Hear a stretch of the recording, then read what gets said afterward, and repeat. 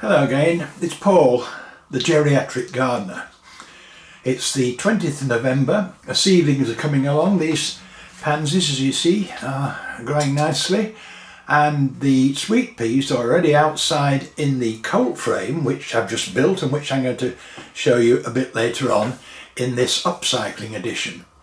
Talking about upcycling, if you remember the first upcycling program I did, we had an IKEA standard lamp which I made into a spot lamp for the workshop, and I made a plant pot holder which I've hung on the wall outside.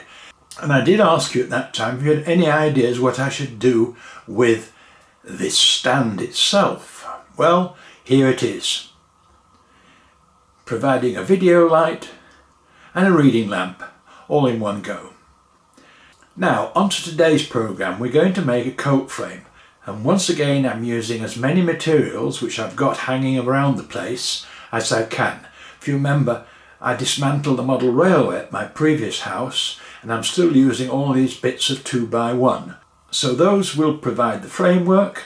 There's some steel angles, and I've purchased a sheet of polycarbonate, clear polycarbonate, which looks just like glass, and it's much nicer than that multi-wall stuff because you can actually see through it, and it's really very strong.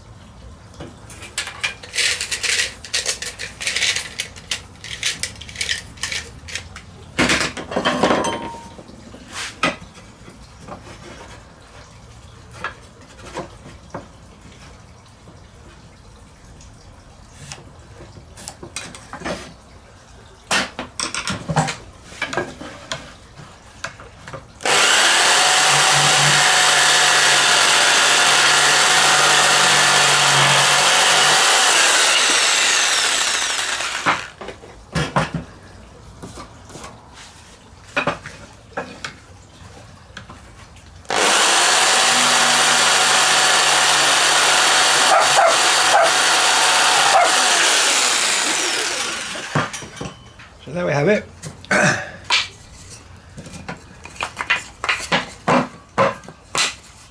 6 of those, 4 of the verticals and 6 of the large ones.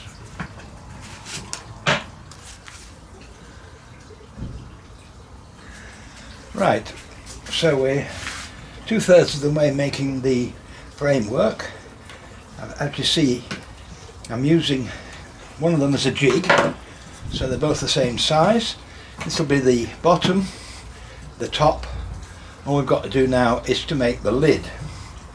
So we've got 2 at 600 millimeters, and then the connected pieces like that. Put in the angle irons and the job will be done. Right, so that's the lid finished, and since starting my plan I've decided that it would be better to have a rear section, give it more strength and stop it blowing, more weight and stop it blowing away in the wind. So we've got this piece of wood which I'll now mark up. Right, I've got the top frame fixed now, the back as we saw before, and with this new design, not only have we got something that's much more secure and heavy, we've also saved 2 uprights and numerous steel brackets. Quids in.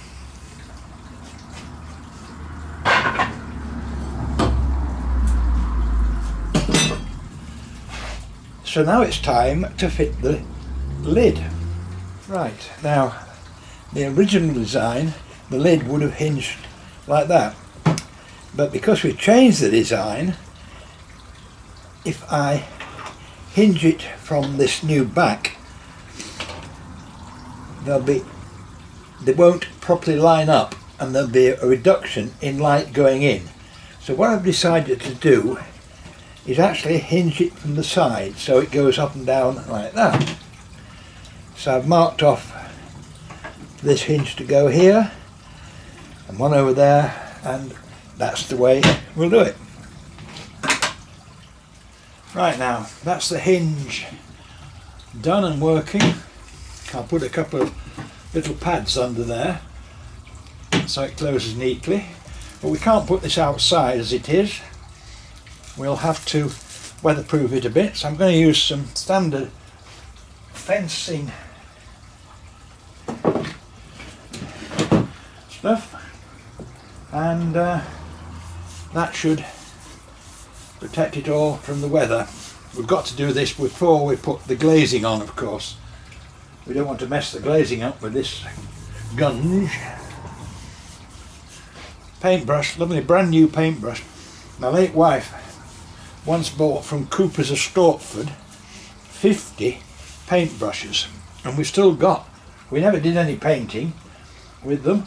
No, she didn't. Anyway, I may have done a little bit, but we've still got the thick end of 50 paintbrushes left, so I can afford basically to have a new brush for every bit of painting I do.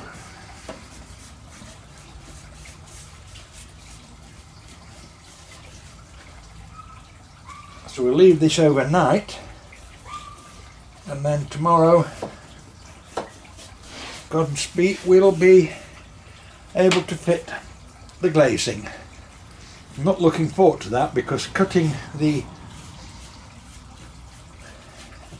material, which is polycarbonate, could be just a little tricky.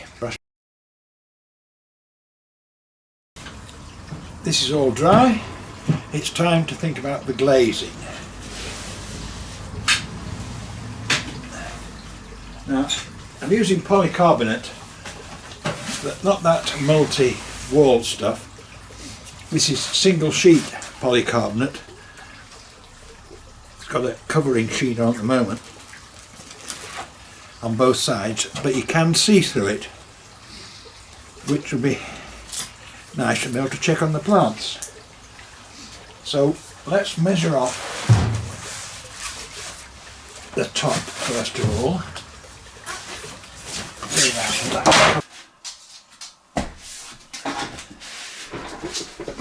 Right then, I've got a piece of polycarbonate measuring 100 centimeters by 60. Out of that I need to make a top or lid which will be 60 by 40. The front will be 60 by 30, and that leaves the two sides.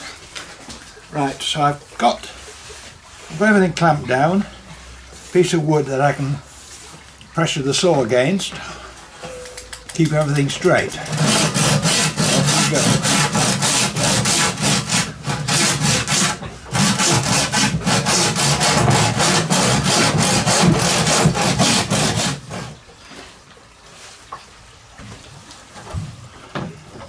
So that wasn't too bad.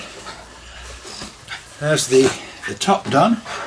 Got a bit off skew there, but that doesn't really matter. We'll now mark up for the second piece, which is the front. That's the glazing with the covers off, with the protective covers off. And I bought some special screws for this. Which aren't screws, are really bolts. And they've got a washer already there. So I'm not going to drill the polycarbonate, I'm going to drill straight into the wood and effectively use the washers just to grip the polycarbonate. So here we go.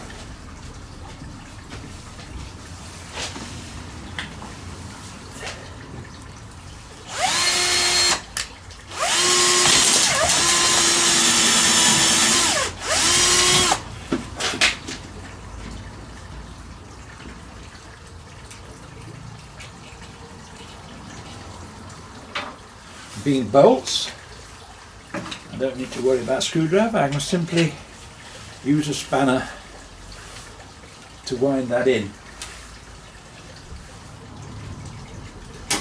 Right, that's the top secured. Just the sides, that's not going anywhere. Just the sides to do now, and we're in business. Now, what about the cost? Well, the polycarbonate cost £22 from B&Q. The wood is free. The angle irons are free. The hinges cost £1, and the special screws £8. That's a total £29. Now, you can buy from Amazon a colt frame from anything from £30 to £40, but they aren't as strong as this, and you can't see the plants inside them because of the fact they're made out of multi-wall polycarbonate. But if you want to buy one because you haven't got time to make your own, well, you can always go to Amazon, and details are on my website, and you can find a link to that down below. Well, that's about it for now. Don't forget to subscribe so that you'll know when the next program's been uploaded. So until then, thank you very much. Bye.